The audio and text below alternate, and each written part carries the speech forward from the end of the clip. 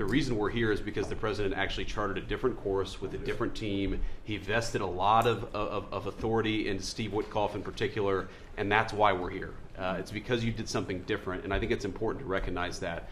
I also think the president, Marco mentioned the president's personal touch being a big part of this. The one thing I would say is obviously the president of the United States, a New York real estate billionaire, one of the most famous New Yorkers in the world, has a lot of interaction with a lot of people who are very pro-Israel. I think that was an important set of experiences and life experiences that he brought to the table. He also, of course, knew one of the most famous Palestinians in the world, Chuck Schumer. And I think without that background of knowledge, it would have been impossible to get us to this moment.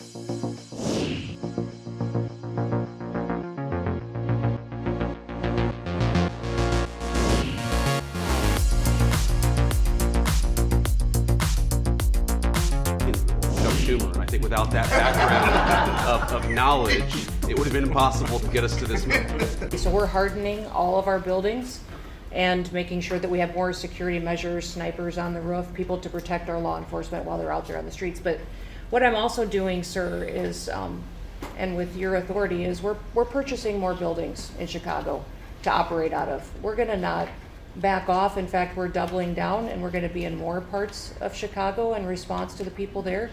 And then I was there a few days ago and looked at some facilities that we can deploy more law enforcement out of.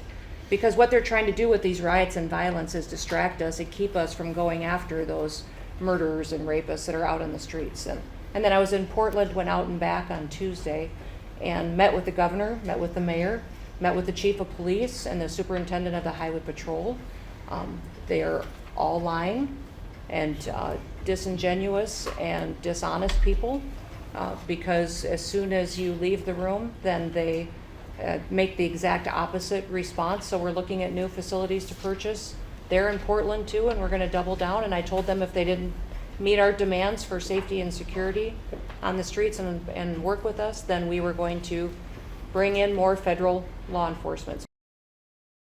One thing I would say is obviously the president of the United States, a New York real estate billionaire, one of the most famous New Yorkers in the world, has a lot of interaction with a lot of people who are very pro-Israel. I think that was an important set of experiences and life experiences that he brought to the table.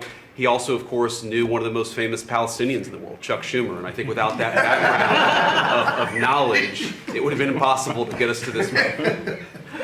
Second thing I want to say, just on Chuck Schumer, the president mentioned this, that Chuck Schumer said this has been very good for us this morning about the shutdown.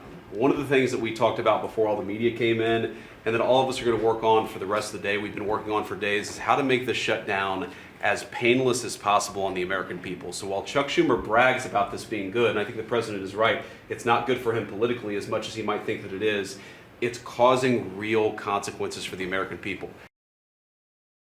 Cuba has the lowest level in the world of acetaminophen use, and it has the lowest autism rate in the world. So this is not dispositive. It is not proof. We're doing the studies to make the proof. But in the meantime, the precautionary principle should apply. And any mother who is taking this stuff during pregnancy just to get back at Donald Trump is doing something that is pathological. There's 2 studies that show children who are circumcised early have double the rate of autism. And it's highly likely because they're given Tylenol. So, none of this is dispositive, but all of it is stuff that we should be paying attention to. If you're considering to speak at the Knesset, at the Israeli parliament.